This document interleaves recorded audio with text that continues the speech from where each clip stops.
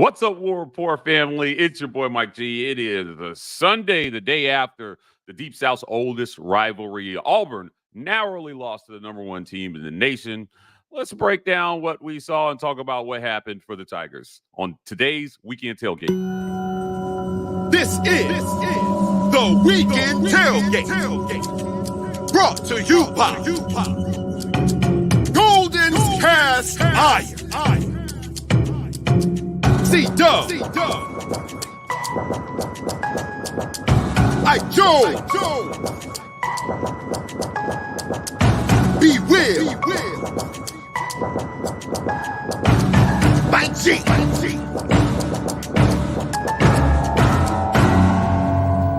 You are now listening to. What's up, War Report family? We are here. It is Sunday again, the day after Auburn loses to Georgia 27-20. Joining me is B. Will and special guest Lance Dawe joins us for this Sunday's It's Lance weekend. Dawe. It's Lance Dawe. Yeah. We like Lance here at the War Report. But before we get into it, a few housekeeping notes, guys.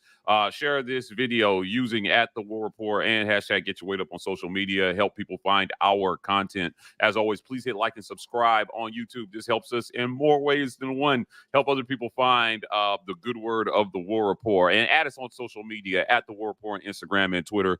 TW Report on TikTok. Before we get started today, I want to get into a few more housekeeping things, guys. Look, if you have not made the decision to become a member of the War Report, please become a member of the War Report.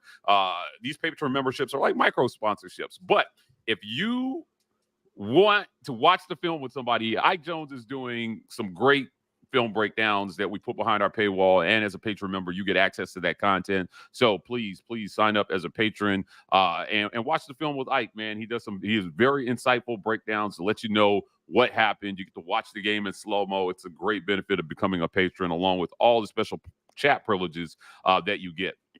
I want to thank Sunday sponsor Golden's Cast Iron for sponsoring this segment. Great partners of the War Report. Use code Get Your Weight Up to get 15% off your weights and kettlebells, and code TWR to get $65 off your fire pits and Kamado grills. They got great products over at goldenscastiron.com/report. You want to get in on this. I got one. I got my dad one, guys, for Father's Day, and I'm telling you, it's one of the best things I've ever cooked on. These are lifetime products that they have here at Golden's Cast Iron. We appreciate them for being a sponsor. A couple more things here, guys. If you have made the decision to become a member of the War Report, you can also give the gift of the War Report by gifting a membership to somebody.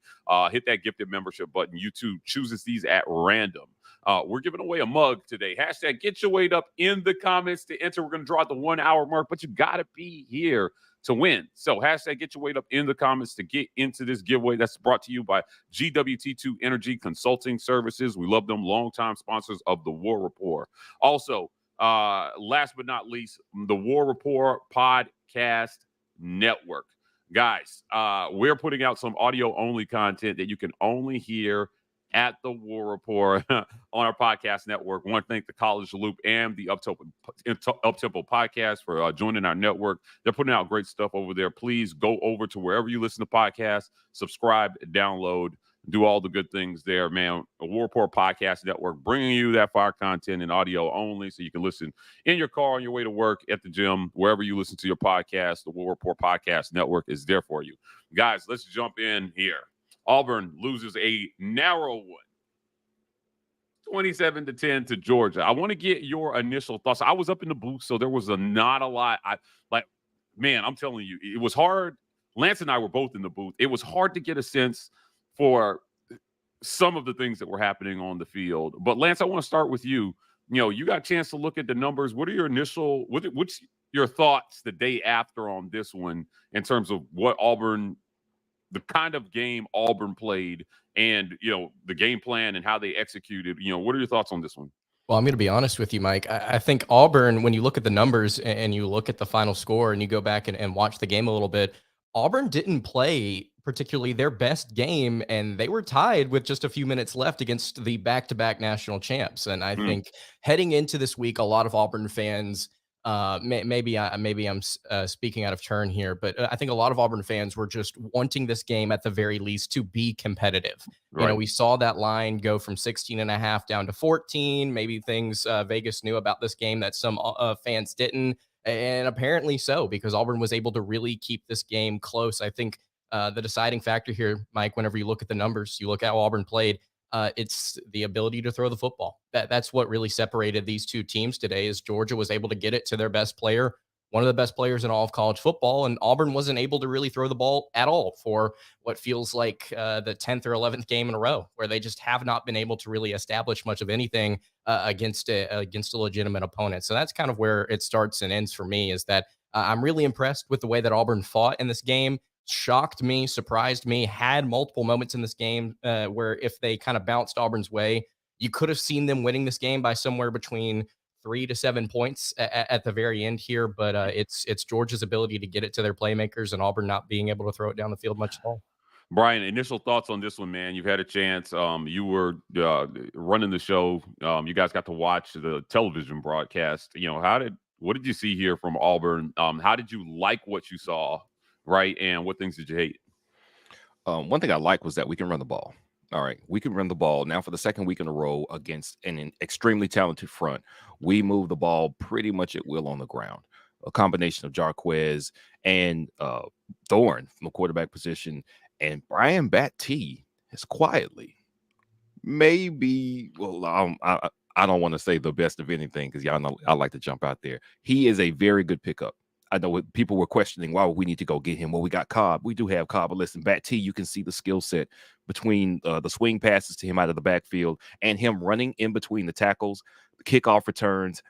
Bat-T is electric. We had a lot to take away from this game as far as the running game goes. And we should be able to do this. If we can do it against Georgia and A&M, there's nobody who we shouldn't be able to compete with and stay in the game because our run game allowed us to possess the ball and also allowed our defense to not be out there all game. Our defense gave us every shot to win this game. I think you hold 27 points. Yes. Would it like to be less? Sure. We had our opportunities, though. Our offense had its opportunities. Our defense didn't leave us hanging out there to dry in this game. It's because the run game allowed them to stay rested. So that's the positive. What I hated about this game was that the pass game didn't work. The passing game did not work. Now, I came in here on the broadcast right after the game, and I was fired up about the quarterback position. I regret nothing. You know why? Because I have a right to overreact. I have a right to overreact right after a hard loss. However, rewatching this game this morning, it was a full service of failure around every part of the passing game, whether it was snaps, whether it was protection, it was quarterback Thorne not seeing the field at times. And it was the wide receivers. We're not even just talking about not being able to catch balls that actually came their way, incorrectly lined up. The second timeout that we had to take in the first quarter was because Fairweather wasn't on the line of scrimmage. He was the person that was back off the line of scrimmage. It would have been a penalty down there in the red zone. So Hugh Freeze, very frustratedly, walked up and called a timeout and was like, oh, man, come on. But it was Fairweather that wasn't on the line, wasn't lined up correctly. You can see now why it is not as simple as change the quarterback and everything will be better, especially if we're talking about going to the better passing quarterback in Holden Geriner. He needs time to develop. Would he develop with these guys, though, under these circumstances? Is this how you develop a passing quarterback when so much other things are wrong? I think you develop a younger quarterback similar to what Georgia has going right now with Carson Beck. You're the only new thing here. Everything else is working great. We can slot you in and bring you along, but not when the quarterback and everything else is in flux as well. That's what I didn't like. The passing game in general is broken, and it seems to be on the mend getting repaired. But how much time do we have to fix it, and how many losses do we take going forward simply because we can't push the ball down the field? Yeah, it was tough. We're going to get into some stats when we talk about offense later in the show. But guys, it was curious to me versus Sanford. They came out and they really wanted to establish Payton Thorne throwing the ball, right? I assumed it was because they knew they were going to need him. As the game went on, I was talking to Lance and I said, man, at some point they're going to have to start pushing the ball down the field. like for real, because they're going to need it to win this one. You know, if it's going to come down to a final drive, you're going to have to throw the ball at the end of the game. And it felt like they had not established any kind of rhythm in the passing game, if that makes sense. I'm not putting that on quarterback or receivers or anybody, right? Like that was on the field. I just think it seemed like in critical situations in the red zone as well, too, they were unwilling to put the ball in Peyton Thorne's hands. I question that. I do question that. For the game plan, I wondered if Thorne was the best quarterback for that game plan. Well, keeping the ball on the ground. He had a great run up the sideline, on what was a called run. It wasn't a busted play. It was a called run. And I think he got, Lance, 61 yards on that run. Yeah. I will tell you, if that's Robbie Ashford, he's gone. He's not getting caught in the open field, right? So it was a great play that had positive results. But in my mind, I'm just thinking, why do this with Thorne? I would like to see Thorne throw the ball. I think that is his strength. Asking him to run as much as he did, it didn't make a lot of sense to me. Let's jump over to the defensive side of the ball, because we talk a lot about offense, right? What did you guys see on defense? Rob Roberts, man, is turning in a masterpiece of a season so far on defense, right? And it's over. Some of the numbers won't look great because when you lose, they don't look great. But so far, Auburn is a turnover machine this season. Lance, give me your thoughts. What are your thoughts on Auburn being able to create disparity in the game with the turnovers? Yeah, that's something that Auburn desperately needed at different points last year, and it's really shown with Ron Roberts here at the helm calling plays. Whenever he was brought in to do two things. He was brought in to help the run defense and to help this unit create turnovers. And you got to see two in this game that were both immediately churned into touchdowns. And I think that if you don't get those turnovers, you don't really see this game maybe as close as it was there towards the end. Auburn needed both of those turnovers to kind of help them with short field position, to kind of get their drives going and cash in. And one of those was a Robbie Ashford touchdown, obviously. You talk about getting him going, Mike G, which is something we could probably dive into later on here on the stream. But yeah, I think Roberts, from a schematic standpoint, that hybrid 4-2-5 that he kind of likes to run at different points, I like it. I really, really do like the scheme. You saw frustration at different points in this game on third down. Auburn really not able to get off the field consistently. That's something that they've got to address. But whenever it comes to Roberts and his scheme and what he's trying to do, I was not particularly mad with the game plan yesterday. And whenever it comes to somebody like Bowers, I think at the end of the day, giving up 27 points to the number one team in the nation with a player like that on the field, to have held Bowers in check for the majority of the game until that fourth quarter was really, really nice to see. Obviously, I think the dam's going to break at some point when you talk about the talent disparity between these two programs. But as far as scheme, as far as execution, as far as getting those turnovers, seeing these year one results so far, 5 weeks in, I've been very pleased with what Roberts has done on that side of the ball. B, man, they were close to they weren't close. There was one that they called a fumble on the field that was not even close to a fumble. It was. When I saw, I was like, Auburn Jesus tried a little too hard to get some home cooking there. that was some Bama cheating. That was some Bama level cheating right there. We got that. They looked at the replay and said, yeah, that's not even. We can't do that. We'll get a call. Got offensive pass interference on the Georgia Bulldog, who we thought fumbled the ball. Auburn ball. It's the Bama level cheating I would have liked. But here's a thought, and Lance, I'm going to jump back to you on this after I ask B's thoughts. Jalen Simpson is having himself a season, man. Yes. Like, this guy is having an all SEC season. Yes. He gets hurt. How much of an impact do you think his absence had on their ability to stop Bowers there at the end of the game? It's tough to know. It's tough to know because not being able to see the defensive alignment before the snap, I don't know where they had Simp on those plays where Bowers was out there, and I don't know where they would have had Simp if he had been out there. He was doing a very, very good job of covering their other wide receivers, getting to where he needed to be, jumping routes, reading the quarterback, and those are instincts that you can't really teach, because if you could teach them, then everybody would be doing it and everybody be an NFL safety, but not everybody is. Simpson has those instincts. So I wonder, though, were they doing something different with Bowers late in the game because they knew they needed to have it? Because that's a good idea, and there's a good chance that you go, all right, this has not been working. Let's move you here, and you run to that spot. In one play in particular, it was really Carson Beck threw it to Bowers. Bowers really just sat down in the middle of the zone, and he threw it to a side where Bowers made like a crazy adjustment to kind of get it. It was a great catch. Like, I don't know what you do in that case as a defender. I wouldn't have expected the ball to go to you on that side. I would think that would end up being an incompletion, but because you're an outstanding athlete, an outstanding player, you make that catch. I think some of it is just, this is why you need dudes. Dudes make this happen. I'm not saying that Simpson can't influence those plays. I think he can influence the game in many ways when he's in there, but this is when you tip your hat. Those types of plays, when you got those types of players, you tip your hat. And even to Beck, because Beck took shots and he continued to stand in the pocket and deliver to where his players could get it.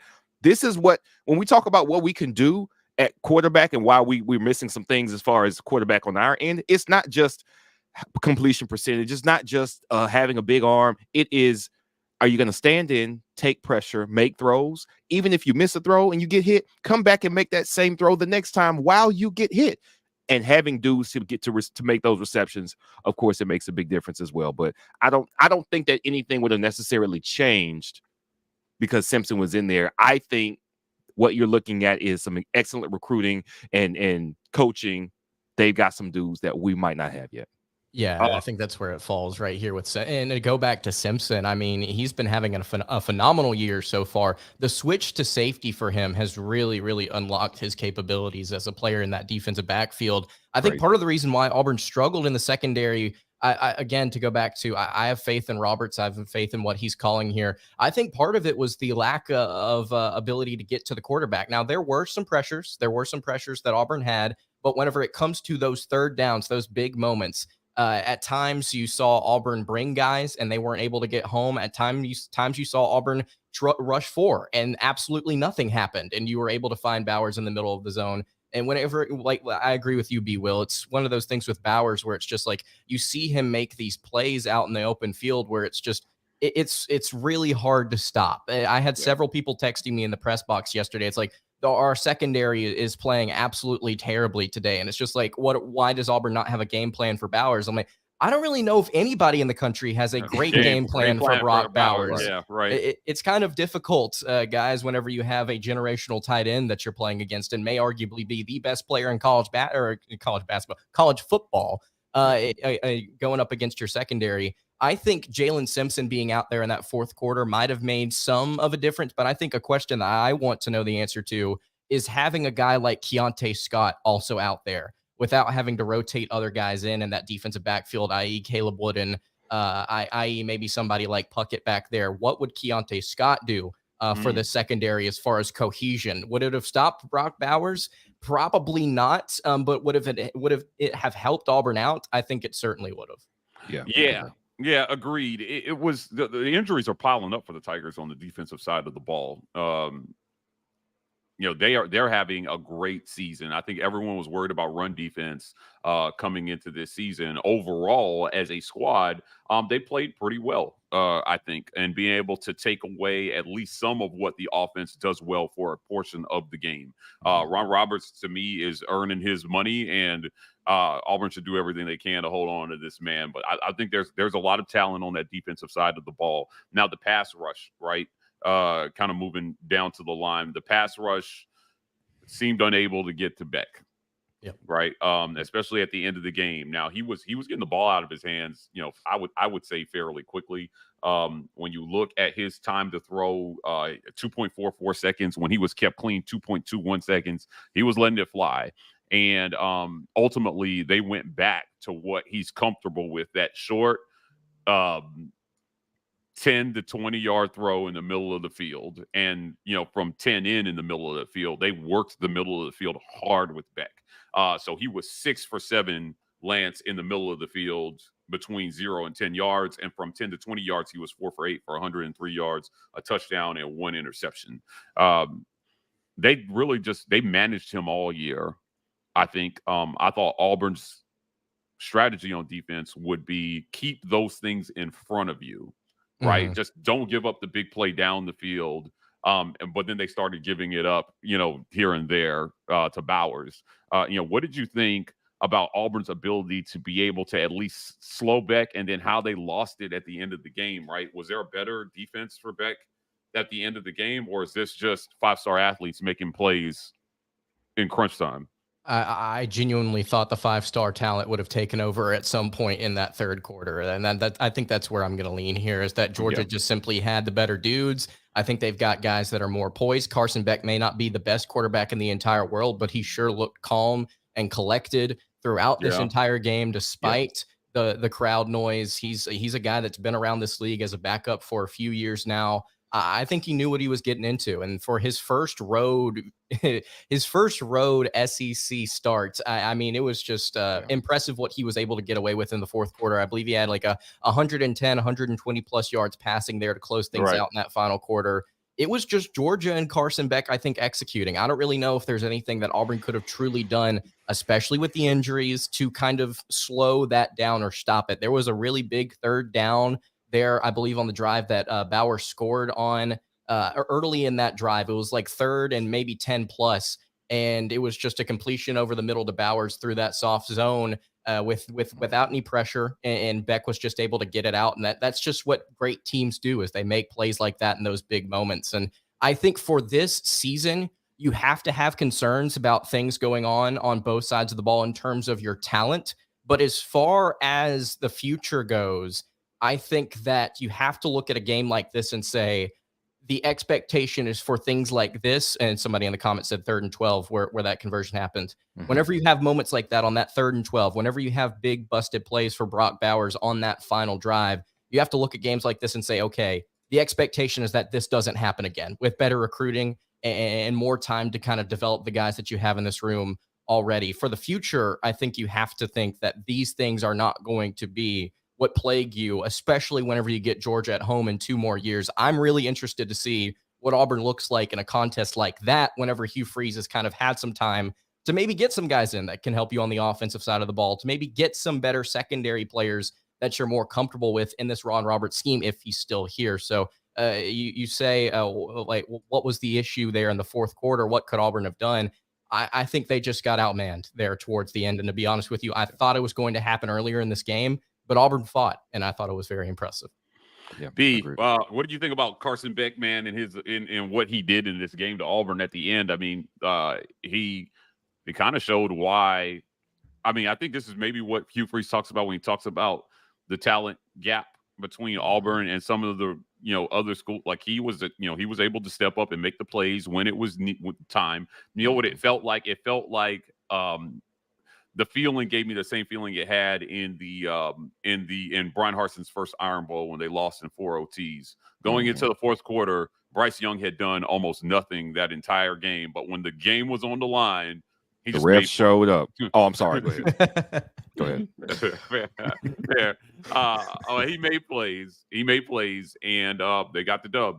Was this just a case of Auburn's, again, Georgia's talent showing up at the end of the game and winning it for them? It was, but let's be very clear here.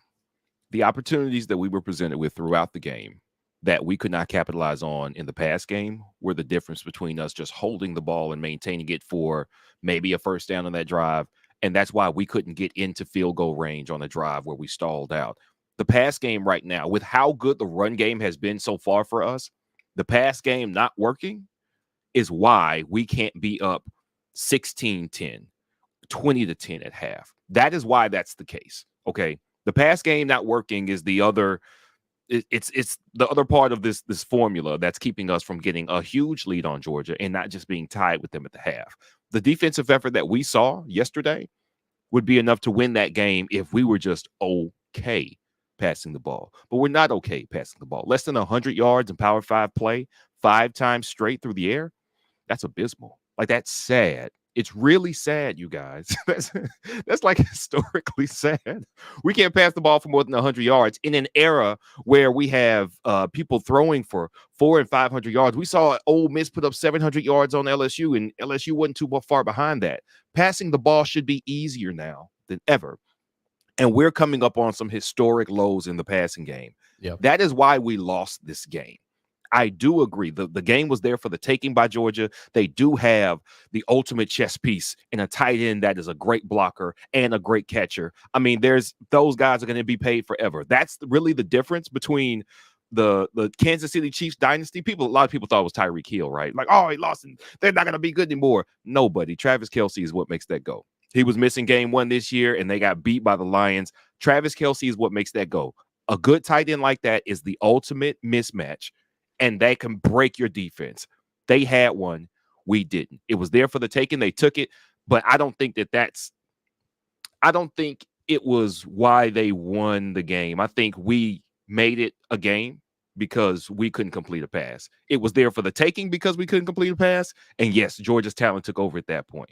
So props to him. I think they've got something with Carson Beck, because if you're going to have a tight end like that, and even though McConkey didn't look like he was quite 100%, they've got playmakers. And as it's been stated over and over again, including by the recruits who were at the game, we do not.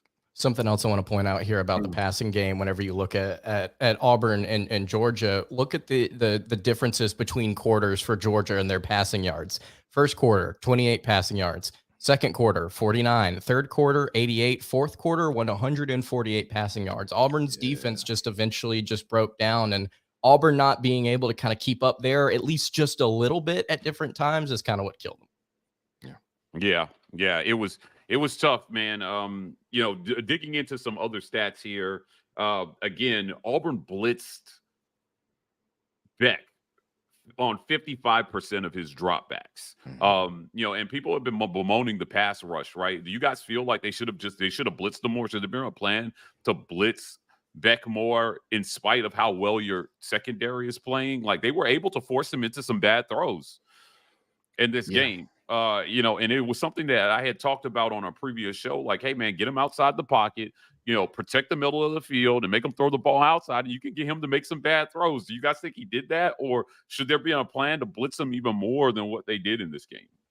Well, I'll ask this: if you blitz more, who's there to bracket Bowers? Who's there to double Bowers? I mean, it's just you're at a loss either way. You either make Carson Beck beat you with no pressure, or you send pressure at him and see if he can make those really tough throws. And there were a couple of throws there where actually I believe there was one under pressure where he took a pop and hit somebody over the middle. And it's just like, well, we got what we wanted, and he still completed the pass. It's just like, well, you can't really do a whole lot against guys like this at different points.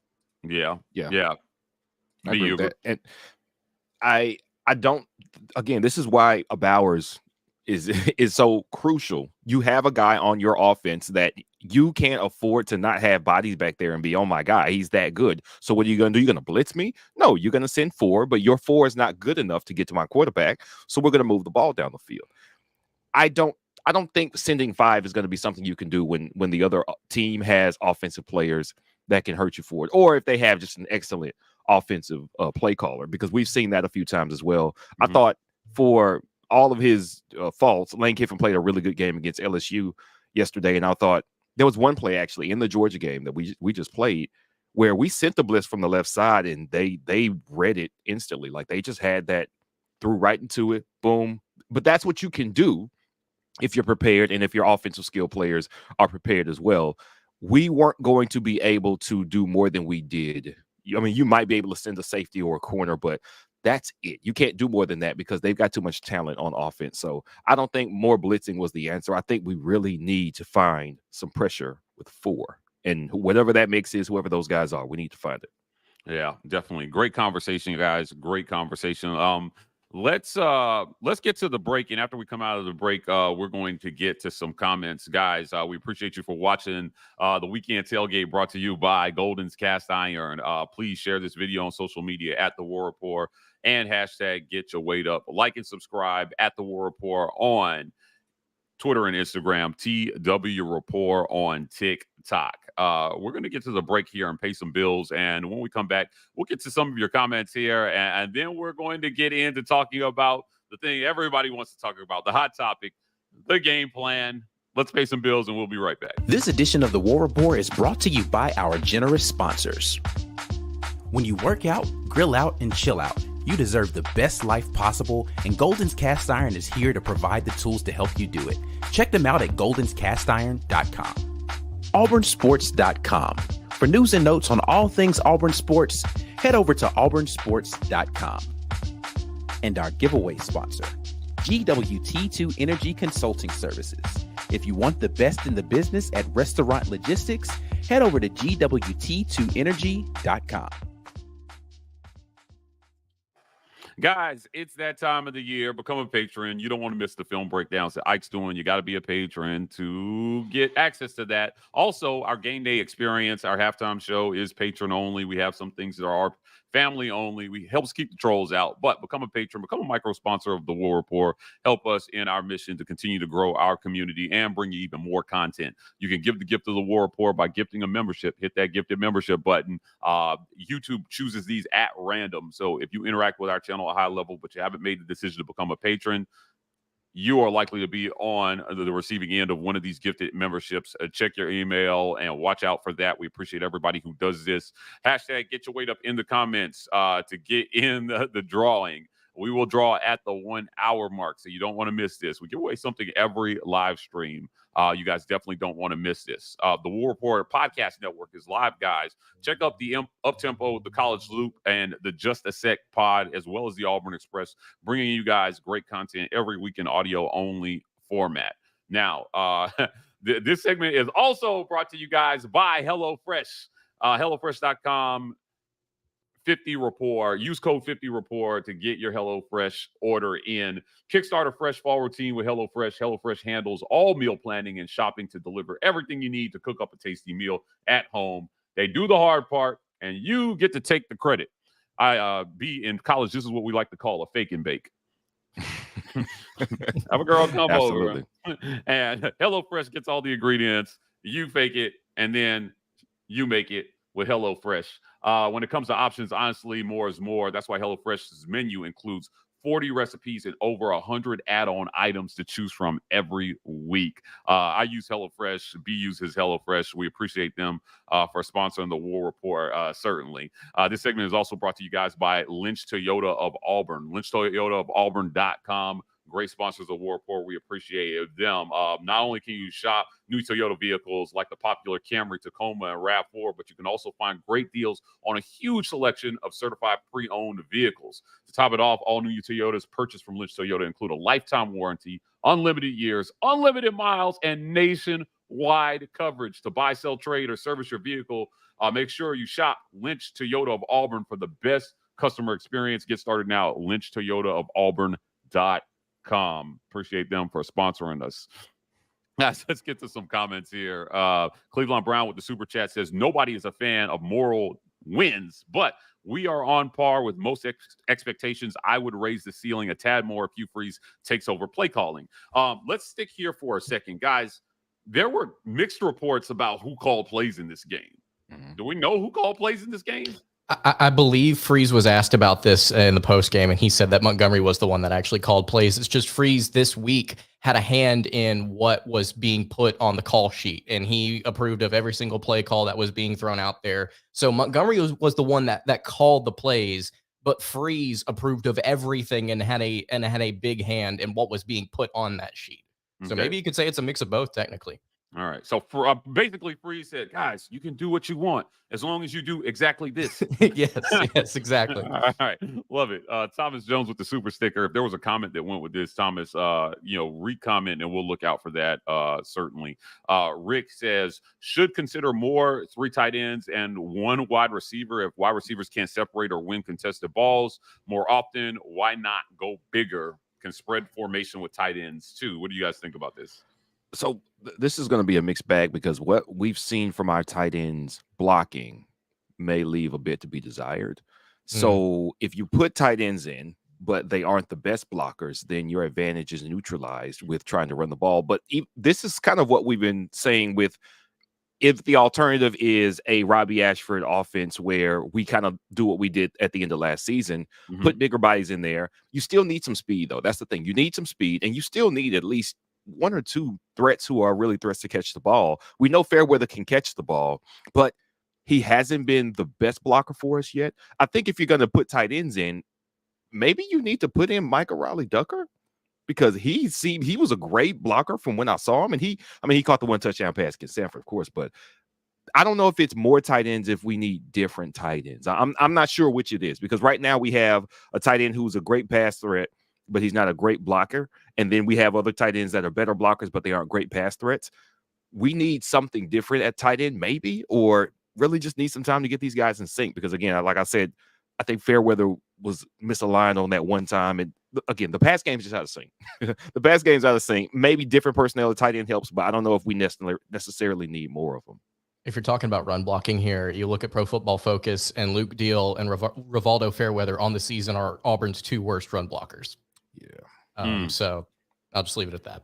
Okay. All right. Well, those guys are not doing a great job blocking the ball as tight ends, but certainly, there's some things Auburn can improve. Thomas Lewis with the super sticker. Again, if there was a comment that went along with this, please let us know. The chat moves fast, so sometimes we miss it. And it's weird when you guys put super chats in. Sometimes it's easy to send the super chat without the comment. I myself have done it, commenting on other people's stuff. G Boston 74. We need another DB besides Simpson to attack the ball. Yo, we got so this is where Keontae Scott is sorely missed. Number 1. Yeah, and I think we got plenty of talent in that DB room, but they are young. And I think for the first time this year, we saw Kayan Lee with all of his physical ability look a little overwhelmed.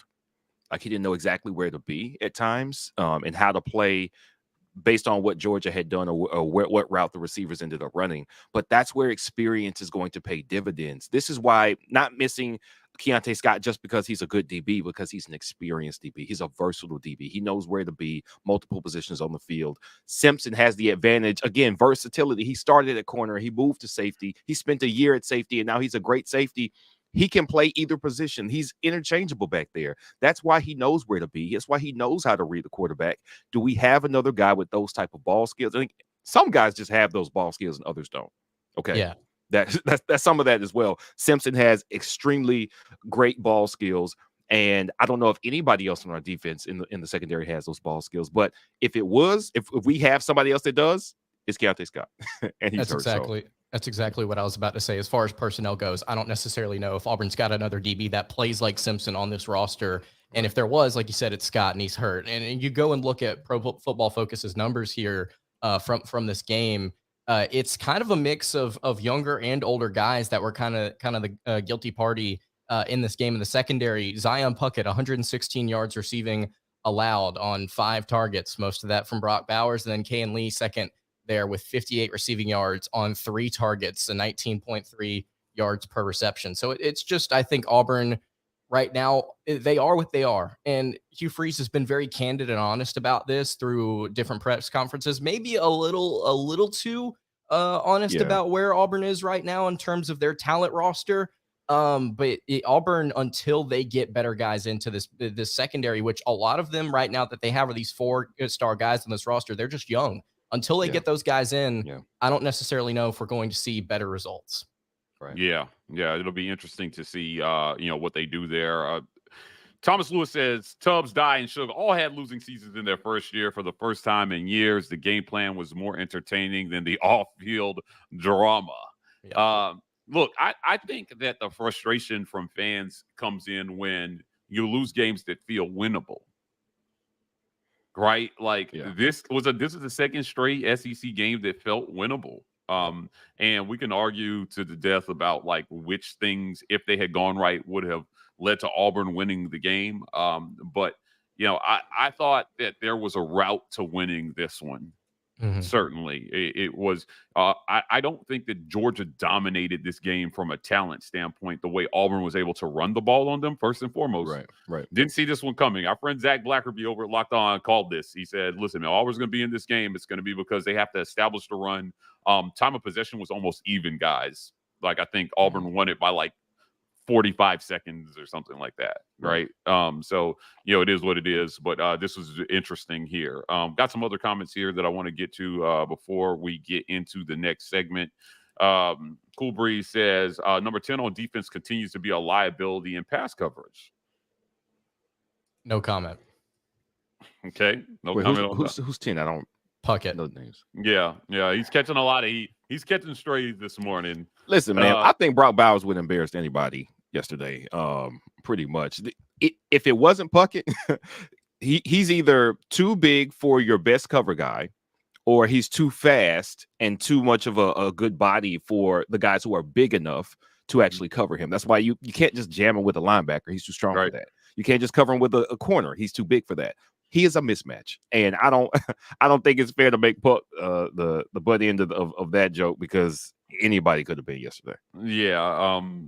Again, we'll get into this later in the week. Bob Williams adds a comment, says, another why for me. Why do we always let the team's best players have career days against us? Double team that monster in the fourth quarter and let someone else beat us.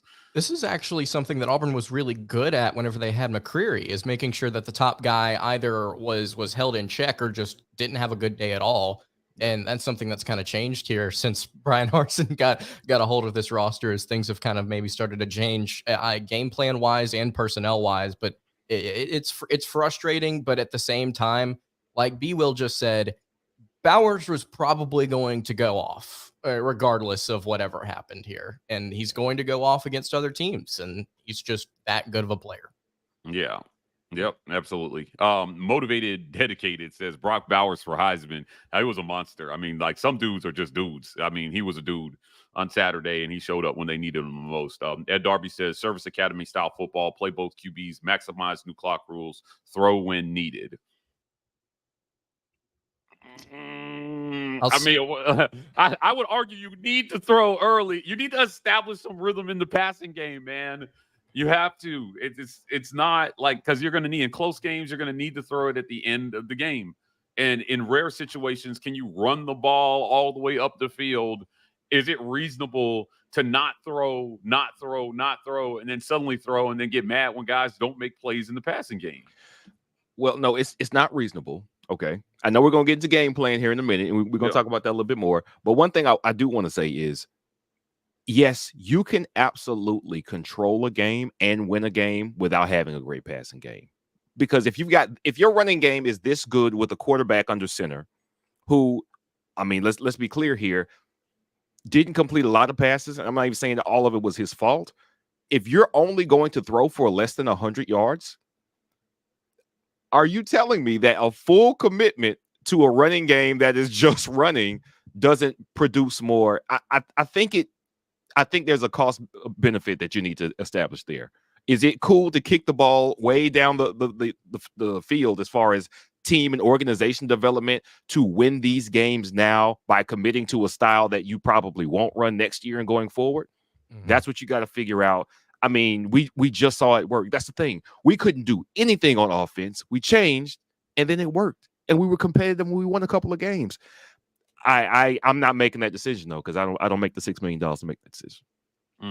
Yeah.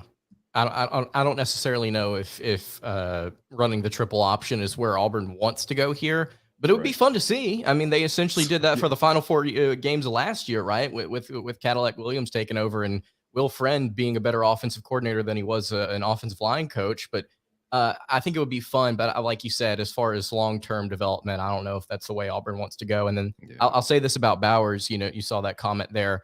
I saw this tweet from Josh Pate yesterday, and I actually went and looked. I can confirm he's actually leading the polls as like the next presidential candidate for both parties. Actually, I think he's the favorite to win the election next year.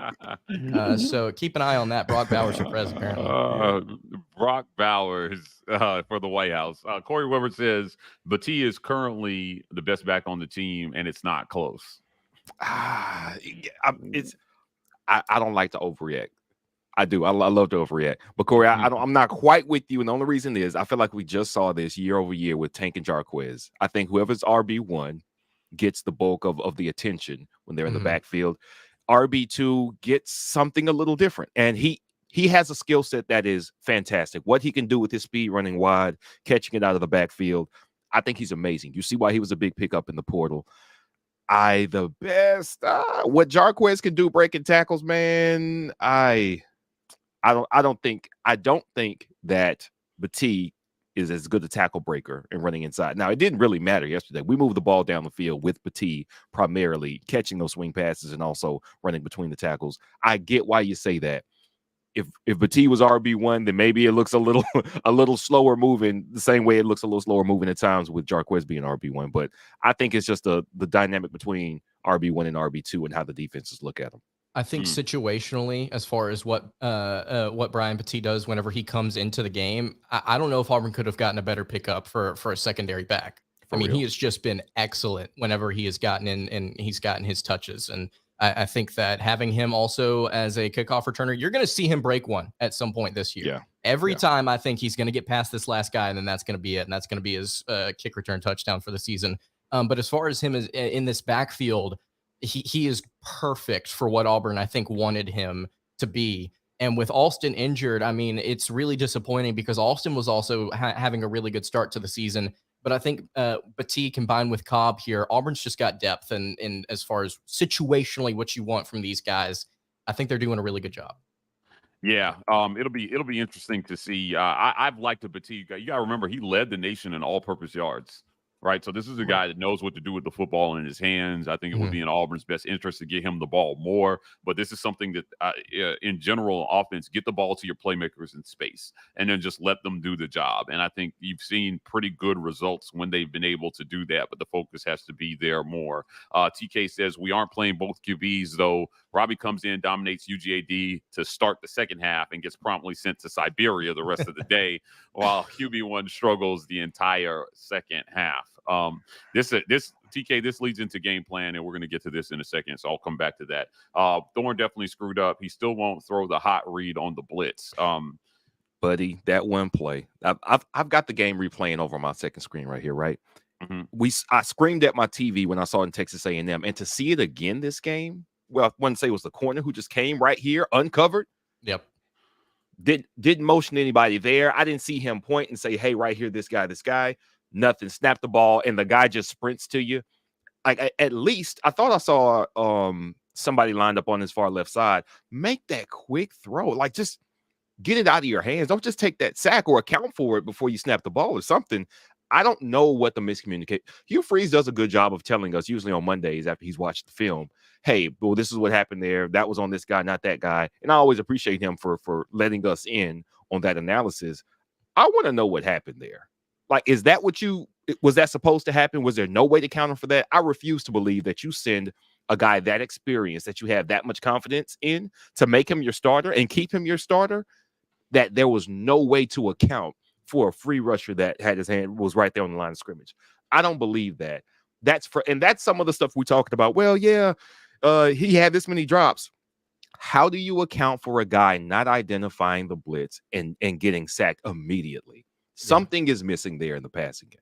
We saw this against Texas A&M, and then also saw it again here, and it's become a very frustrating thing. I think it's fair to say, guys, that this is the most competitive Auburn's been against Georgia since 2017. If you go back to that 2017 game, you remember Jarrett Stidham, one of the touchdowns that he threw later in that game to Ryan Davis, he checked at the line that there would be a blitz coming from the left side, immediately changed the play call, got the ball to where the players were coming from, and then Davis did the rest. You need to see more from Peyton Thorne, who's been in college for quite some time. You need to see him making checks at the line and doing these things.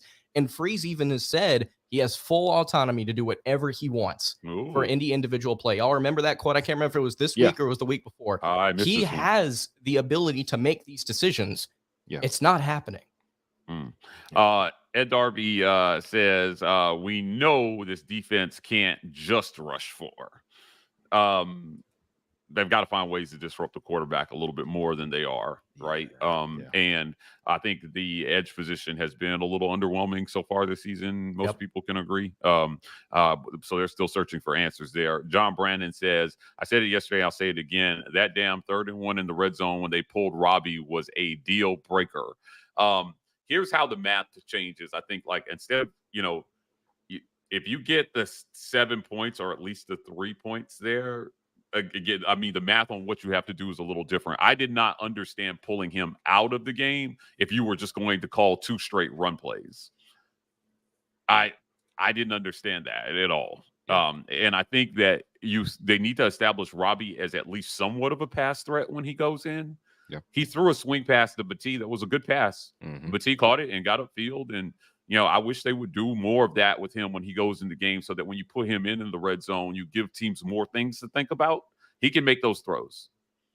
But the decision to pull him out in general, again, we'll get back to game plan, was curious to me.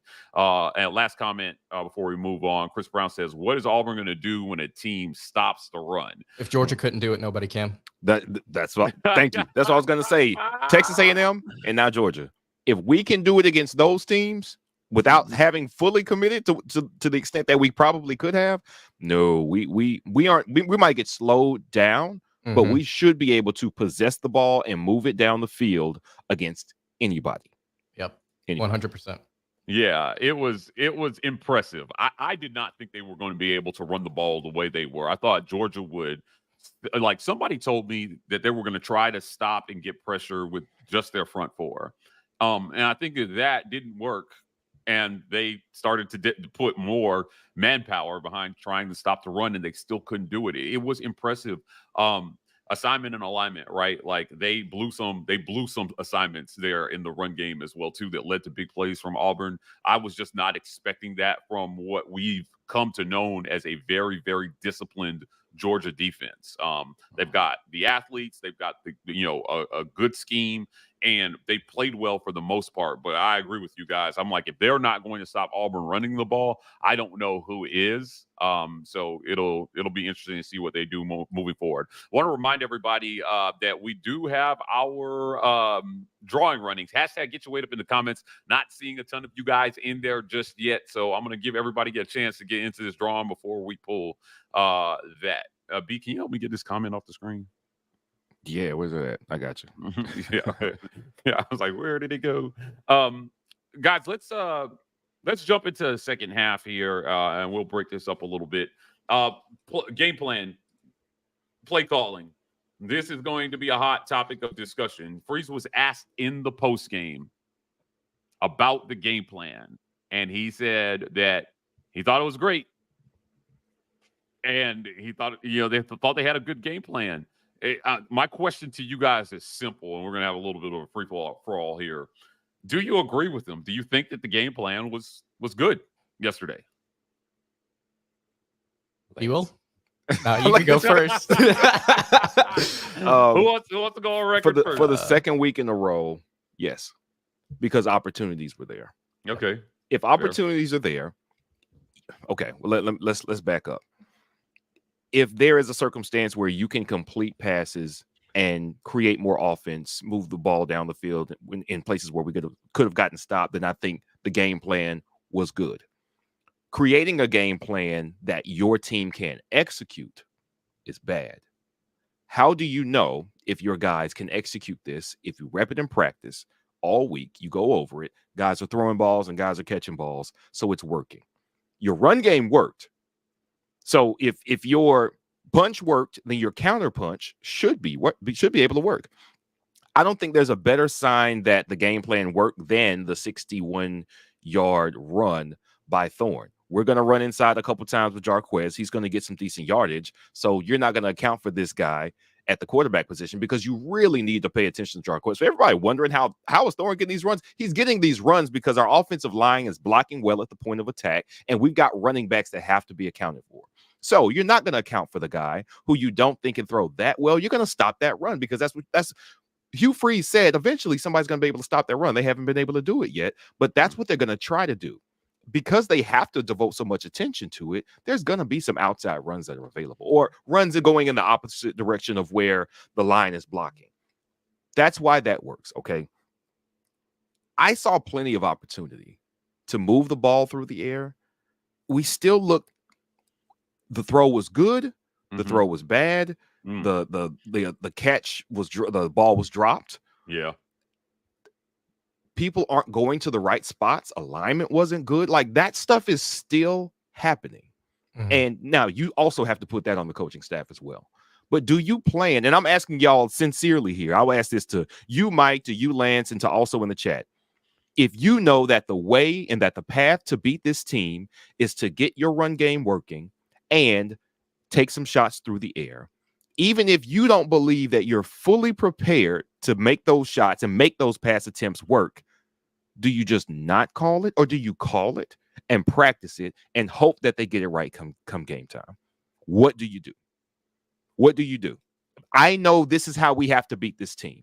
And so far, based on what transpired yesterday, it looks like they were correct. We were a few plays away from pulling that upset. The opportunities were there. The execution was not. If the execution is what failed, then I'm going to say, hey, you know what? I like that game plan. That's what I'm going to say. Yeah. What do you say? I agree. I think you got to continue to, and that's something that Mike and I talked about yesterday. It's something that we're talking about right now.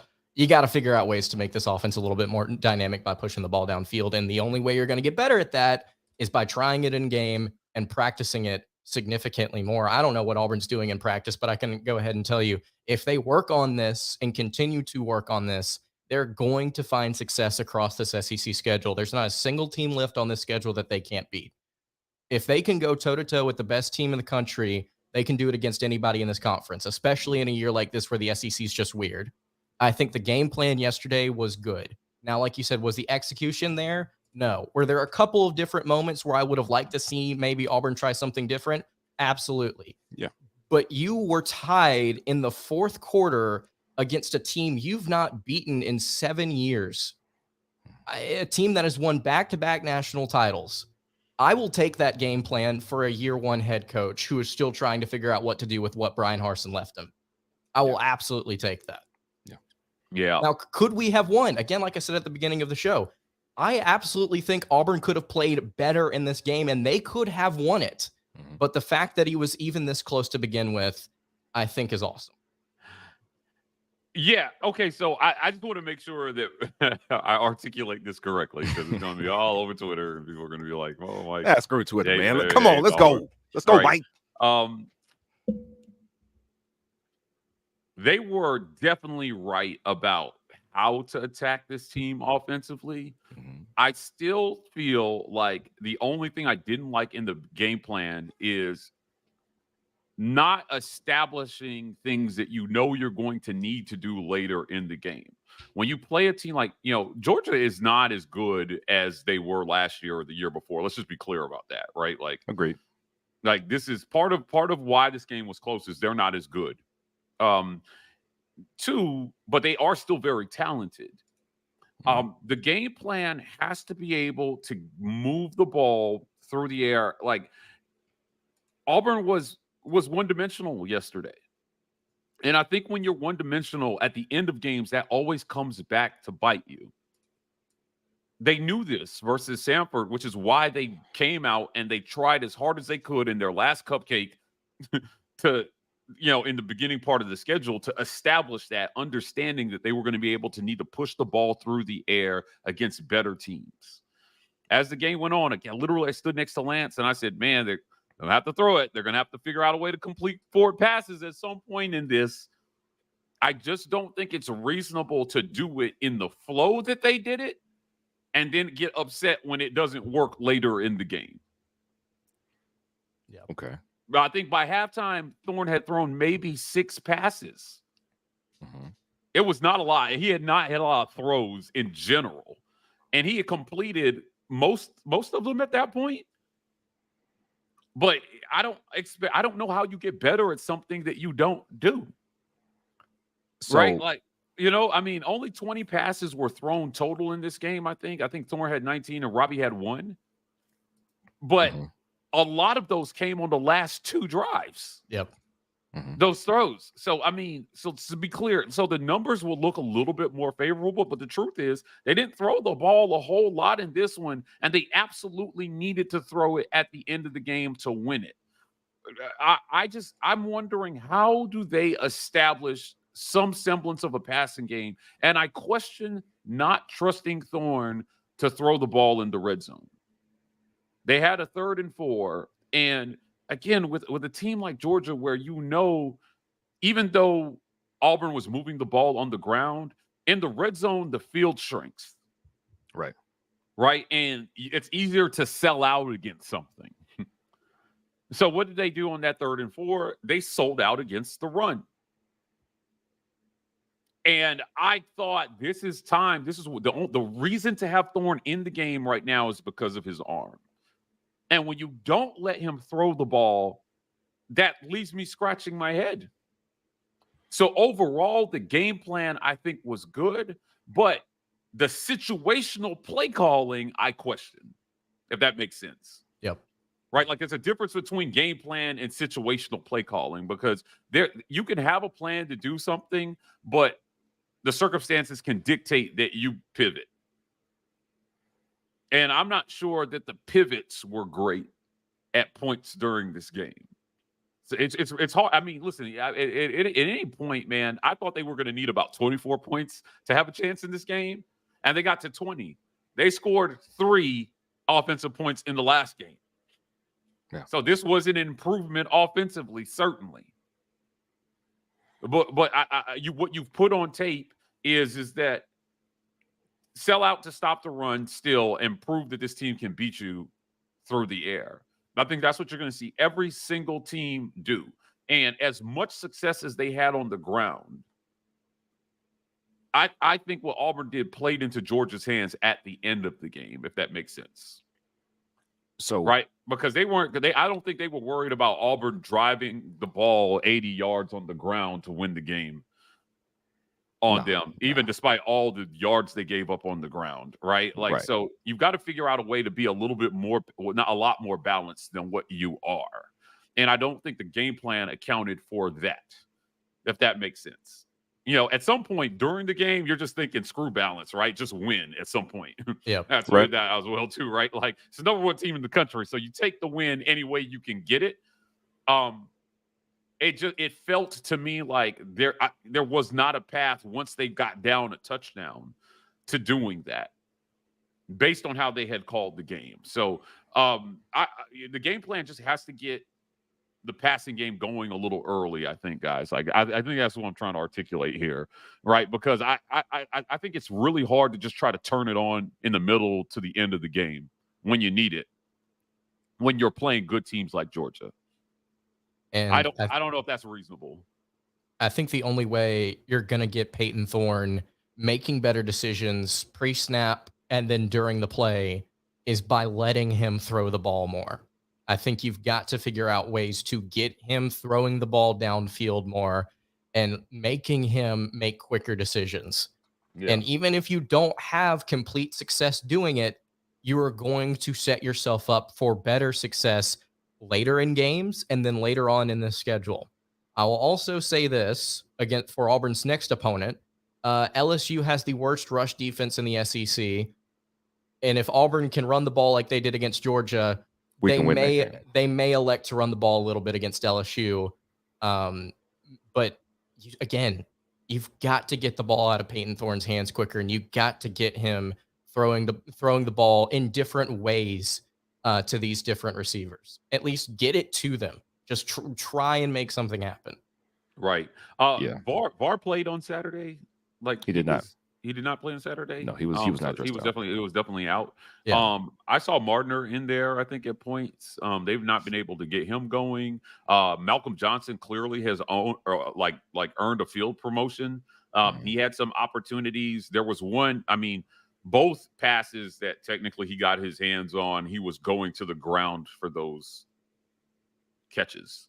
Right. One was it was a great play by the DB. It was a quick punch while he was on his back holding the ball. Right. Like as soon as he made contact with the ball in his hands, the defensive back knocked it out. It was a great defensive play. Great defensive play. Right. So. And then the other one, it was kind of like a diving baseballish kind of catch that he was unable to make. And he was actually concussed, or he went into the protocol on the one where he was on his back. Right. So it was interesting there. I still don't think they are getting the ball to the guys who can make plays for them enough. Lance, were you able to look at the targets that Fairweather and Fair had in this one? I can. 1 second. Let's see. Fairweather had 7 targets and obviously 4 receptions. Jay Fair had 5 targets and had 3 receptions. Yeah, they were leading. So he caught 4 out of his 7 targets, and Fair caught 3 out of his 5 targets. Yes. For 44 yards and 12 yards, respectively. Like, yikes, man. So I want to make Fairweather got 22 of those on that final drive before Auburn stalled out. Yeah. So I want to make this point, Mike. To your point, you said you want to see them establish a passing game earlier. So on the first drive, no, it might be the second drive. On both the first and second offensive possessions, he was sacked. They were pass attempts. He was sacked. What's happening early is I'm sure they thought the exact same thing you do, because what we're seeing, and we see this with a lot of football teams, is that the way to get a defense to respect the pass is to actually complete the pass. But if you can't complete the pass early, it's never going to loosen up, and you have to loosen it up with the run game. On the first two drives, they attempted a throw that didn't happen because he was sacked.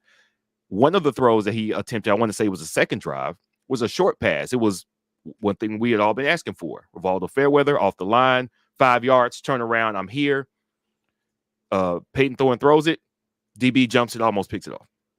So for everybody was like, oh, man, well, Cam Riley dropped the pick. Georgia's defensive player dropped the pick as well. Yeah, if he had thrown that higher, too, it would have been a pick six. Like, he would have been to the house with it. Yeah. Yeah, so they are, and he also got sacked on a second drive pass attempt as well. It just never got out of his hands because he was sacked. They are making attempts to do this. And once we finally get to the point where, okay, he can release the ball, it goes to receiver downfield, it probably doesn't get caught, is what we are seeing.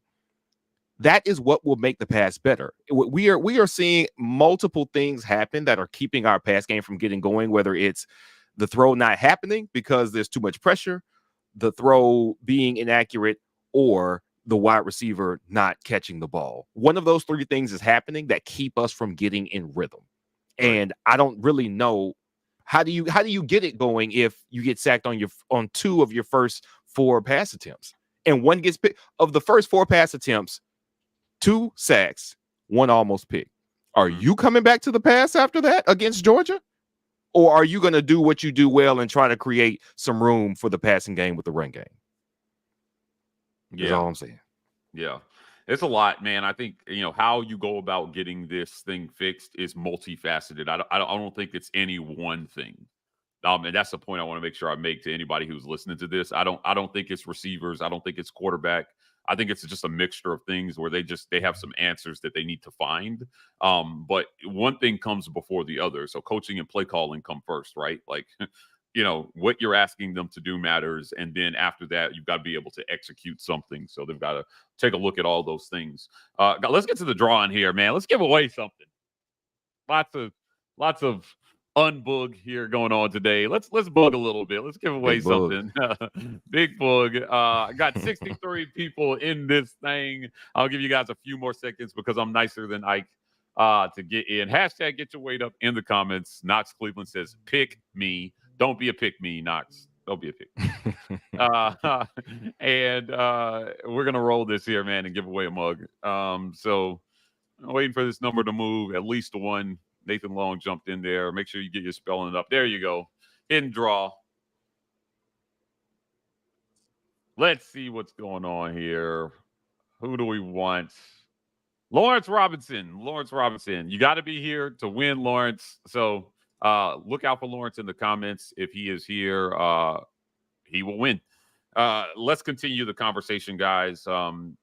With some comments. I want to get to some super chats that we have here. Walt Taylor says UGA showed who they were when they went 98 yards for a TD. That's what championship teams do. They take control and impose their will on the opposition. Correct. Yeah. Right? I thought that's what the game turned. I think that was to tie it up, if I'm not mistaken. When we were 2020 after that, I was like, damn. Okay, I think that might be it.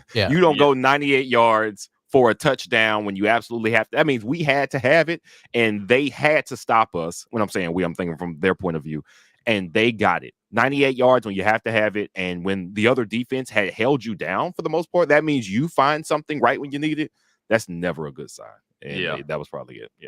Yeah. Take a look at the drive charts here from Georgia in this game. It went punt, interception, touchdown, field goal, punt, fumble, punt. And then that drive there at the end of the third quarter, 10 plays, 98 yards, touchdown, 7 plays, 71 yards, field goal, 7 plays, 75 yards, touchdown. Auburn broke, and that was the point where things started to turn. Yeah, man, it's tough. At the end of the game, man, talent shows up, I think. Yep. At the end of the game, talent shows up, and they certainly had it. So being the way to win that game is to be up by that point. So that they are trying to come back on you and you are not trying to come back on them. John Brandon with the super chat as well says, War Eagle to VIP Fenton Dixon. He is watching. All right. War Eagle Fenton. Sure, I understand this one. Oda says Auburn will be a different team in October. Oda thinks that changing of months means the changing of the outcomes of games. Now, let's talk about October. October is LSU, Mississippi State, Ole Miss. What do we think about the October slate here, man? They've got to go to Death Valley, and then I think they get both Mississippi schools at home. Yep. All winnable games. I mean, all winnable games. Absolutely. Now the Ole Miss and LSU are going to be tough. You got to find ways to score. But that Mississippi State game feels like right now it feels like a win. You have to feel confident, not just about October, but for the rest of this slate of you can beat anybody. If you played like that on Saturday, you can beat anybody. Now, is Auburn going to be playing as hard as they did against Georgia for the rest of the season? I'd love to see it. I would really hope that Auburn gets up for every single one of these games. But I'm not saying Auburn's going to win all of these games here. They could also lose all of these games. But you have to feel after that game against Georgia, you have to at least feel confident about your October, at least being competitive. That game against Ole Miss, I don't want to say it's must win, but the storylines in that one, you got to get that one so you can get Ole Miss fans off your back. I want that one. I want Hugh to beat Lane. I want us to beat. I want us to beat Ole Miss for the sake of the Ole Miss fans. I want them to cry some more. I want that game, and that is completely a winnable game. LSU's deficiencies on defense. I don't know if anybody saw that coming, but we do not have those same deficiencies. Buddy, let me tell you, we are not that soft in the middle. We are not that weak against the pass. You're not coming in here and putting up 49, 55 on us. That's not going to happen. We can control that game. Somebody in the chat said, LSU and Ole Miss, we can't pass. How do you beat them? Georgia in Jordan-Hare Stadium doesn't translate. I think that it doesn't necessarily matter where it's being played. If Auburn can compete with Georgia's talent level, regardless of wherever it is happening, they can compete with anybody else because if we're going by tiers, there's Georgia, and then there's everybody else, it feels like pretty much right now. So if you went and looked, I think 24/7 actually put out a really interesting article Nathan King did about where Auburn's players fall comparing to Georgia's at every single position. Did you know that Georgia has 11 offensive linemen that were rated higher coming out of high school than Auburn's best? Yes. Wow. And they went out there and they ran the ball against that team. They went out there and they ran the ball against a team like that. You can be competitive against LSU and Ole Miss. You can be competitive. Talent evaluations aren't an exact science. I've always felt that this team has more talent than people give them credit for, and I think that they showed that on Saturday. Right? This is a talented team. I mean, they may have deficiencies in areas. Nobody's accusing the O-line of being the best O-line that ever was, but they were good enough to put up over 200 yards on the ground on this team, and they're still near the top of the conference in rush yards per game. Certainly, they jumped up a little bit after Saturday's performance. I just think there's enough talent here to win games. You just need a lot of things to come together. You know, what Hugh Freeze does is he doesn't have the leeway to have a bad game plan. He doesn't have the leeway to make a bad situational call because of the talent gap, right? But it's not as if you can't. It's not something that you can't make up, though. I guess is my point, right? Things may have to be perfect in some scenarios, but you can certainly close it, man. Lawrence Robinson says, "I'm here." Also, Heather Dinich was possibly right. Heather came on our show and talked about this. Before we get into this comment, though, let's address this. Look, man, we appreciate you. Thanks for winning. Congratulations. GWT2Energy Consulting Services is bringing you this. Email us business@thewarreport so we can get you that mug. We need your address, and that's it. And we'll get that out to you. Congratulations to Lawrence. But he says Heather was possibly right, guys. Like she said, we're going to need some patience with our wide receivers. That's what she said. All of Auburn was up in uproar. They said, we invited you into our home. We treated you like family. And then you wrote this. Man. What was up with that? Like I mean, the receivers took it personally, but ultimately right, obviously there's work to do here. I'm not sure it's all on them, though. I think the passing game in general is just it needs work. Yeah. It needs work. Certainly. They're bringing in some talent, man. Perry Thompson is coming in. You've got guys. Bryce Kane looks crazy good. Yeah, like you've got some guys who maybe can be instant impact guys when you combine them with guys like Jay Fair. Maybe the outlook of this wide receiver room looks a little different early. I think receiver is one of those positions where you can come as a young guy and make an impact immediately if you're super talented, right? Yeah, so it'll be interesting to see. I'm sure Heather appreciates this comment, Lawrence. I'm sure she does. Everybody likes being right every once in a while. Oda comes back with another super chat. Our bye week came at the perfect time. Also, if Coach Hugh Freeze, if I was Coach Hugh Freeze, there would never be doubt. I don't care. Doubt. Okay. I don't know. He said you read. I don't know why I'm having a hard time reading this too. There would never be. I don't care about the weather. There would never be another indoor practice. Indoor practice. Okay. What's up? What was that? Did we practice indoors last week or something? Was there a negative thing about practicing indoors? Yeah, I don't know. Maybe it's a mental thing here. I mean, they've got a big, beautiful indoor facility. They do. Yeah, so I'm sure they didn't want to build that for nothing, Oda. They're going to use it. James Barnett says, Coach Hugh Freeze said yesterday Peyton Thorne missed some throws that were there in the first half. Look, yes, I mean, while this is true, I don't think that was on him yesterday. I don't think that the disjointedness of the passing game was all on Peyton Thorne yesterday.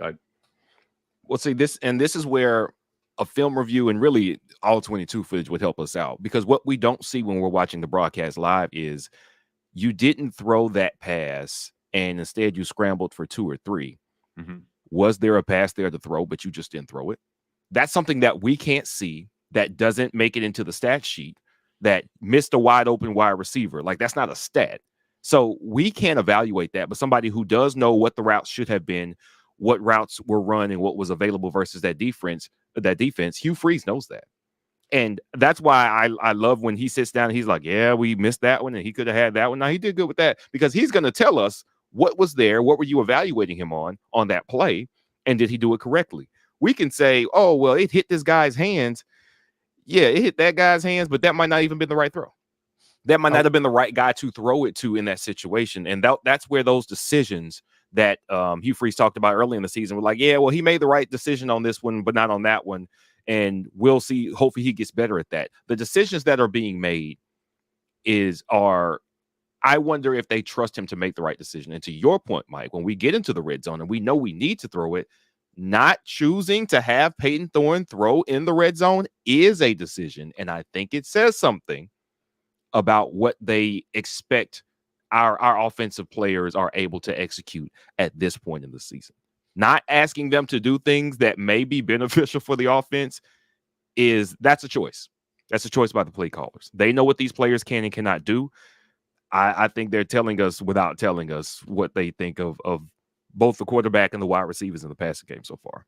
So Freeze was saying that Thorne missed throws, meaning he did not see them, because he was 4 of 6 in the first half. Correct. Right. Yeah. There were throws there that he just didn't see. Okay. Right? Yeah. That's what he was talking about. That's what he was referencing in the post game.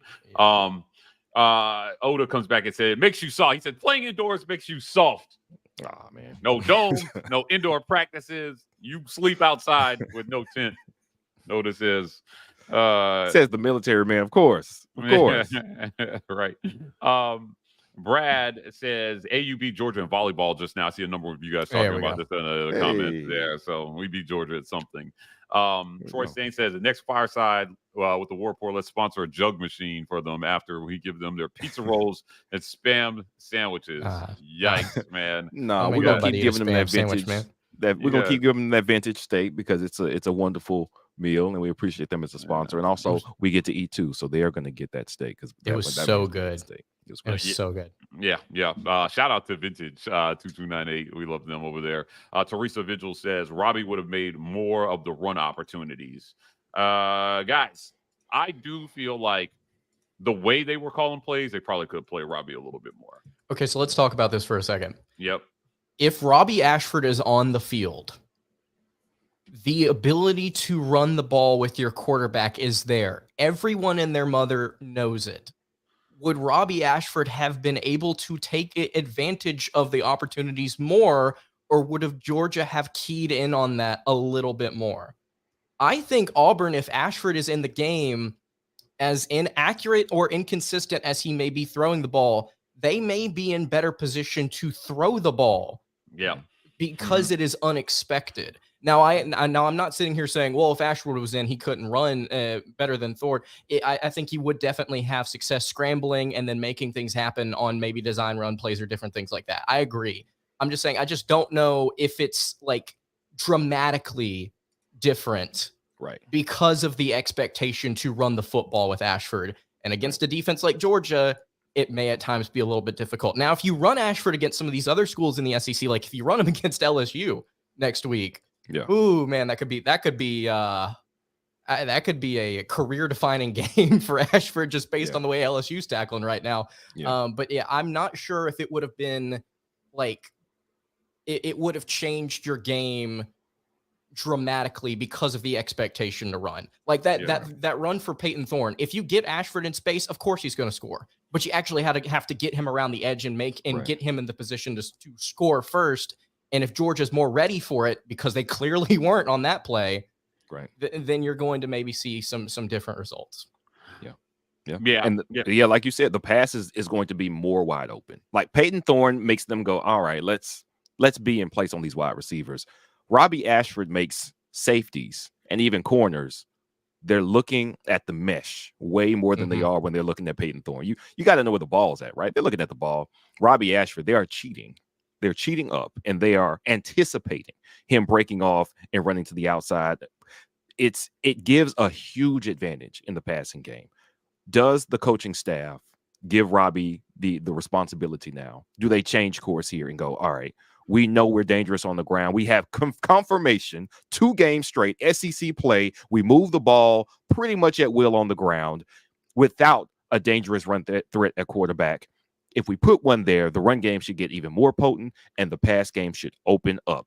Because one thing that we have not seen so far is wide open outside wide receivers. The run game working with Robbie Ashford should create wide open outside wide receivers and give him the opportunity to hit some of them down the field. We'll see if they make the change. And again, I know Ashford was inconsistent last year throwing the ball, but he was also one of the better quarterbacks in the SEC in terms of hitting downfield throws. I mean, Auburn was able to get some of those explosive plays going. So I know it's not 2013, but man, you could, if you wanted to, you could set up really big explosive plays if you establish this run game further. And I'm not saying Auburn's going to go out there, score 50 points a game and win 2 national titles somehow this season. I'm just saying that, maybe there's something there. And I think also during this bye week, you may not see Auburn just evaluate quarterback. And I'm not saying evaluate like they're going to make a change, but I think also receiver. You may see some rotation here, or maybe some things, different things tried at receiver to try and get some of those downfield things working. Yeah. He threw for 337 yards on LSU. I mean, I don't subscribe to the idea that he can't throw the ball. I just don't. I think that he just needs to be given a chance to get into the flow of the game throwing, and you have to actually call some meaningful throws for him. When the game is not already a disaster. So, like the throw to Battie yesterday, his only throw is a great example. Everybody's looking for him to run it. He throws an accurate pass out to Battie. Battie gets 5 yards up the field, right? And once he starts hitting those balls, your whole offense opens up. But you're right. Some things would be there because you haven't really put on tape that you're willing to let him throw. So once you do, and he hits some of those passes, your offense becomes really, really dangerous. So they've got to try to get him into some situations, I think, in the red zone as well, too, where he's throwing the ball. We'll see what they do with Ashford. They've got a journey there with him. Lawrence says, facts, Ashford can make some of those throws. I think he can make a lot of throws. He's not the most accurate, certainly, but to act like he can't throw at all. I think I don't like that. Don't like that narrative. Odo Smith says Ron Roberts called SEC defense first half, then went back to his roots and played that Big 12 defense in the second half. Hey man, they did what Georgia did, what good teams do in the second half. And we are missing guys in the secondary, and that makes a difference as well. We're missing important guys, and we were losing important guys as the game went on. That made the difference. I also somebody in the comments said that Georgia showed that they could stop Ashford and said, do you not remember the start of the second half? I do actually. A gain of 18 yards and then a gain of 9 yards for a touchdown. I do remember the start of the second half. Yeah. You remember that one play where he didn't get 10 yards? Oh no, it's over. Let's set him down. Oh my gosh, he didn't get 10, but he scored. Oh, worthless. Let's put Jeremy Johnson out there instead. Yeah, no, he was effective in the time that they used him, certainly, but they didn't. I would not say they proved they could stop him. Quite the opposite. So I'm not sure what that person was watching. Teresa Visual says, I think it was okay, but pulling Robbie on the 3rd and 1 and stuff like that is weird. But overall, it was good. I think. I meant we almost beat Georgia when we were supposed to get killed. Now, pulling Robbie out of the game. This is one of those things where, when I say when you do have a talent gap, all these little decisions get magnified. Yeah.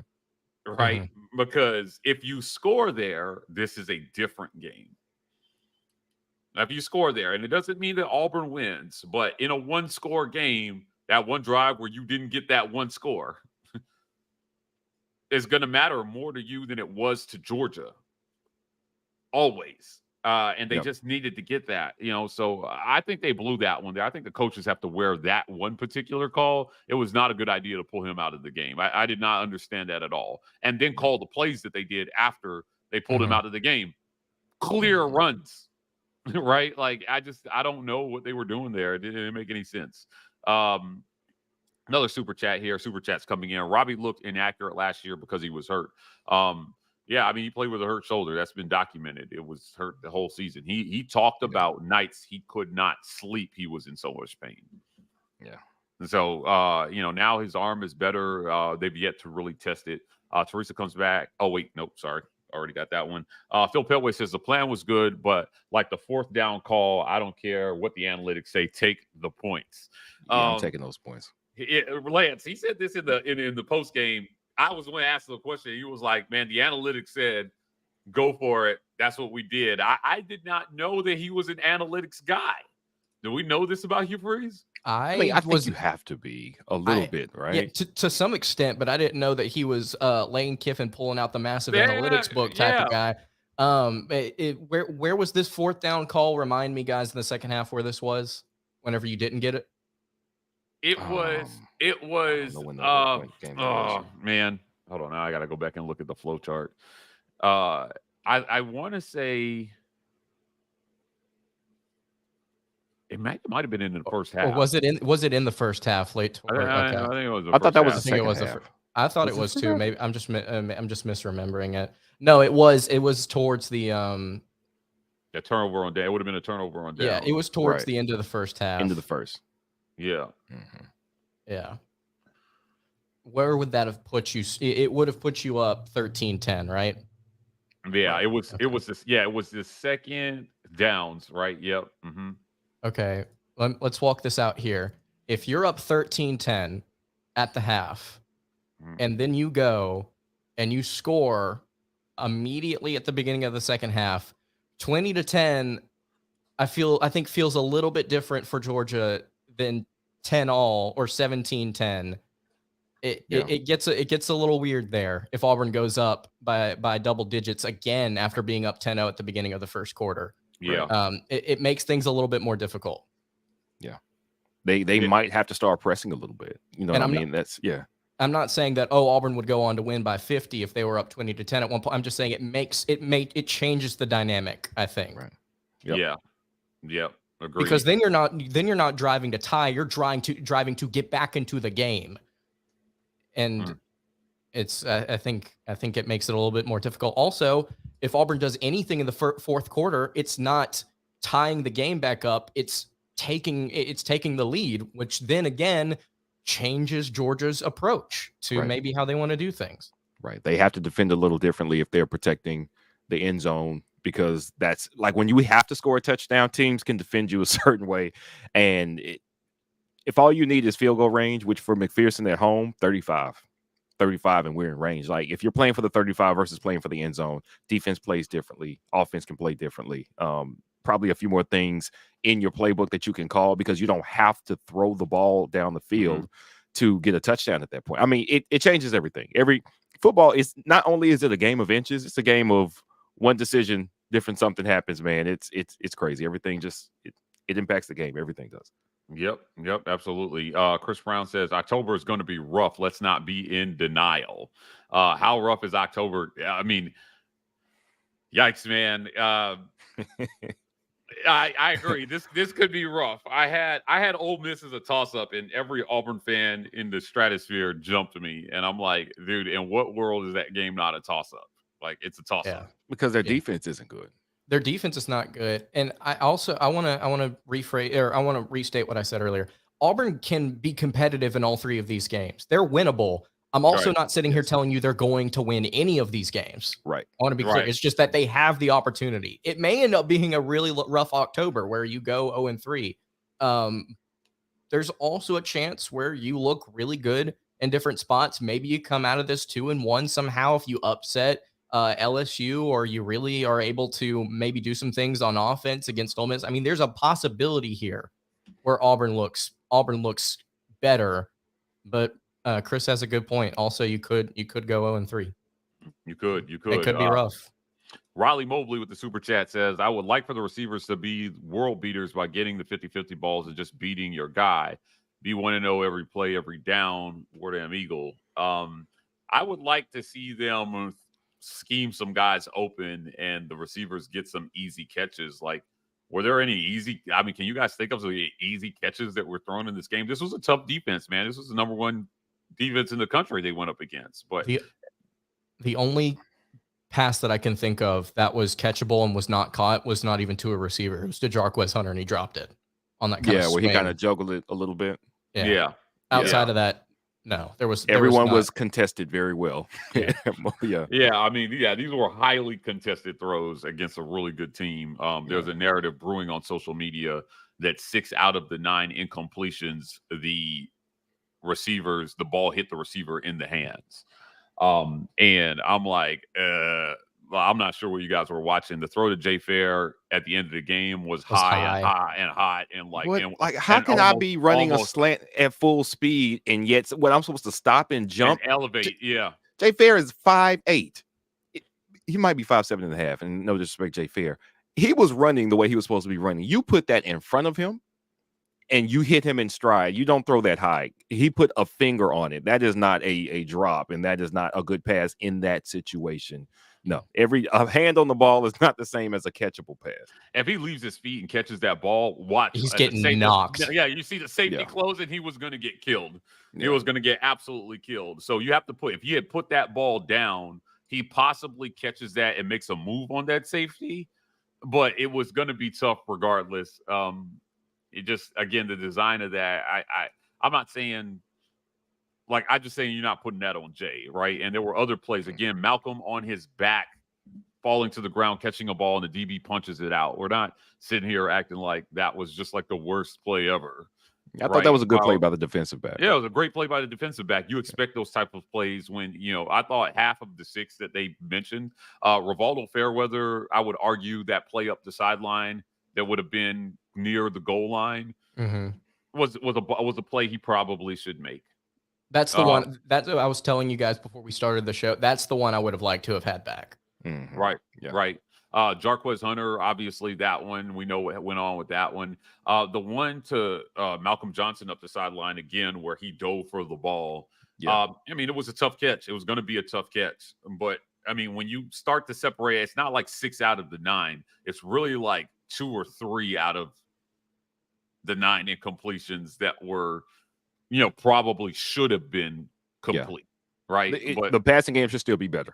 Right. It all should be better. But like, again, to me, it's like you're trying to push a narrative that the receivers just didn't catch balls, and that's why his numbers didn't look great. And I'm like, no, that wasn't it. So just go ahead and debunk that now. Otis says you take the points. It's 13-10 at halftime. Then we cause a turnover, and it's 20-10. Completely different game then. Yeah. You can take a couple more chances with the blitz instead of trying to cover as much. You know what I mean? You can. The offense has to press a little bit. Now, it was still early in the third. So you don't quite start emptying the whole the cabinet as far as your blitz packages and stuff like that. Not yet, not at that point. But I do think you have an opportunity to make their offense a little uncomfortable because you got some opportunities, man. A lead forces the other offense to try to compensate. And yeah, it would have changed the game for sure. Yeah, definitely. It was 20-10 is certainly. And you know what happens too? Once Georgia feels a little pressure, guys, because you're up now, maybe they start pressing a little bit and you can continue to force them into mistakes. It changes the outlook of the game. I know what the analytics say there. I think, this is the thing that I've seen Lane Kiffin at times go against it, kick some field goals in some places where I thought he would go for it so far this year. This is why they make the big bucks. They've got to continue to make these decisions. Otis Smith says, okay, why is D Greg with ATM come home and help us? Damian Craig. Who they in now? Yeah. I don't know what Damian Craig is doing, but if he's not helping Auburn, he's clearly a terrorist. So we're gonna need to figure that out. There. Somebody in the chat earlier said that Arkansas was going to destroy Auburn. Mike, Travis Williams ain't going to let that happen, y'all. Come on, you know he's going to let a few things up. He's going to tell everybody play a little softer coverage on the back end, let Auburn get open. Yeah, give him a chance. He can call the plays, but man, I've seen Arkansas play on defense. He might not have too much choice because they don't have the players. They don't have the players, man. He's trying. We know T. Will is a great defensive player and mine, but man, he's got his work cut out for him over there. Jalen Hurts' Cannon says our DC needs to stay off X. Yeah, you'll see what Ron Roberts put on Twitter. Yeah. It's so ridiculous that they call it X now. It's Twitter. It's Twitter until it doesn't exist anymore. Yeah. Until I die, it's Twitter. What did he put on Twitter? So a fan said quote tweeted something about Brock Bowers' stat line and said, and we didn't bracket him the entire game, and tagged Roberts. And Roberts quote tweeted him and said, I don't know what game you were watching, but he was bracketed most of the day. Ooh, spicy. Yeah. Roberts. He's playing defense on Twitter too. Jake Crane was also really, really hot about Auburn not bracketing or doubling Bowers. But I mean, if your DC's telling you this is what I'm trying to do, I mean, maybe he knows what he's doing. I mean, I'm not saying anybody's wrong here. I mean, Brock Bowers went for $187 and a go-ahead touchdown, but I mean, yeah, it was. I mean, listen, that catch where he reached back and made that crazy catch. You can't stop that. Yeah, this is kind of my point while I'm making about receivers. If he doesn't catch that ball, nobody's sitting here saying it hit him. He's got to catch it. Right. It was behind him, and he just made a crazy catch. So certainly Auburn, and that's I think where the talent that Hugh Freeze talks about so much comes in. Right, you get in guys who can do those sorts of things. It certainly helps you at the end of games to have guys who can make unbelievable plays. Right. Wow, I did not take Ron Roberts for a go at random Twitter guys. Well, no, he was at it. He did not go at somebody. He tagged him. So it's not like he was searching his name. He mentioned Ron Roberts, and Ron Roberts responded. You know what I love? Because I'm not a big fan of people tagging coaches, guys, and players and things. I love when random Twitter trolls say pull up and then they pull up. Yeah. Ron Roberts pulled up. Yeah, and that's just great, man. That's just one of my favorite things that happens on Twitter. I want to thank Blackwing for becoming a member. We love when this happens. Looks like that's it for comments, guys. Great show. I want to thank Lance Dawe for joining us on this one. Lance is a friend of the War Report. We got some special things coming up, me and Lance do for you guys that I'm going to share in the future here. However, before we get out of here, I definitely want to thank a few of our show sponsors. Definitely want to thank Golden's Cast Iron for sponsoring this segment. Golden's Cast Iron, guys, visit goldenscastiron.com and get your products. They got lots of great products there. Use code Get Your Weight Up for 15% off your weights. Code TWR for $65 off fire pits and Kamado grills. They've got great products, lifetime products there at Golden's Cast Iron. We appreciate them a lot. Become a patron, man. We've got great content that we put behind our firewall. If you're not a patron, you can't get access to film reviews and special chats on game day. You can also give the gift of the War Report by hitting that gifted membership button. We appreciate everybody who does this. Listen, check out our podcast network. We got lots of great audio only content coming from the Auburn Express, the Uptempo podcast, the College Loop, and Just a Sec. Lance talked about Jay Crane. He joins me every week on the Auburn Express to talk a little bit about what's going on at Auburn. Certainly, I'm going to talk to him about bracketing Bowers this week. Now that you brought it up, Lance, Jake and I are going to get into this, so it'll be fun. I want to thank show sponsor Lynch Toyota for sponsoring this segment as well. Lynch Toyota, guys, not only can you shop new Toyotas and vehicles like popular Camry, Tacoma, and the RAV4, but you'll also find great deals on huge selection of certified pre-owned vehicles. To top it all off, new Toyotas purchased from Lynch Toyota include a lifetime warranty, unlimited years, unlimited miles, and nationwide coverage for free. To buy, sell, trade, or service your vehicle, make sure you shop Lynch Toyota of Auburn for the best customer experience. Get started now at lynchtoyotaofauburn.com. Also want to thank you, HelloFresh, for sponsoring this segment. HelloFresh, kickstart a fresh fall routine with HelloFresh. HelloFresh handles all the meal planning and shopping to deliver everything you need to cook up a tasty meal right at home. They do the hard part. You get to take the credit. That's called a fake and bake. I'm going to keep pushing that until you guys start doing it. When it comes to options, honestly, more is more. That's why HelloFresh's menu includes 40 recipes and over 100 add-on items to choose from every week. HelloFresh.com/50rapport. Use code 50rapport to get your discount on HelloFresh items. Look, share this video, guys, at the War Report, and hashtag Get Your Weight Up on social media to help us spread the good word of the War Report. Like and subscribe on YouTube. This helps us in the algorithm so that we can get the word out and continue to build our community so that we can bring you even more content. If you like what we do here, if you like the firesides, like and subscribe is the easiest way to help support the work that we're doing. Add us on social media. At the War Report on Instagram and Twitter, TW Report on TikTok. Again, thank you to Lance Dawe for joining us today. Lance Dawe. That's the Kentucky guy. Yeah. On the Weekend Tailgate. He's a Kentucky guy, but he's also an Auburn man at heart. We appreciate him for joining us. And also my show co-host, B. Will. We'll be back at you guys tomorrow morning with the morning drop, talking about Metric Mondays. We're going to pick some metrics and we're going to talk about it on the morning drop. Guys, we're signing off. And as always, War Eagle. War Eagle. War Eagle.